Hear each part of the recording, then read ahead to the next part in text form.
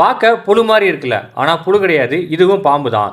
சமவெளியில் இருக்கிற மணலி பாம்பு மாதிரியே மேற்தொடர்ச்சி மலையிலும் தெற்கில் உள்ள கிழக்கு தொடர்ச்சி மலையிலும் மட்டும் பார்க்கக்கூடிய நஞ்சு இல்லாத பாம்பு தான்.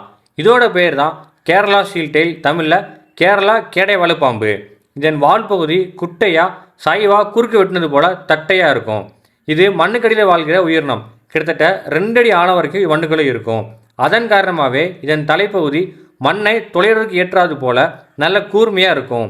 உடம்பின் மேற்பகுதியில் அடற்பழுப்பு, கருப்பு கலந்த பழுப்பு, நீலக்கருப்பு போன்ற நிறங்கள்லையும், அடிப்பகுதியில் மஞ்சள் கலந்த பழுப்பு காலத்திலையும் இதை பார்க்க முடியும்.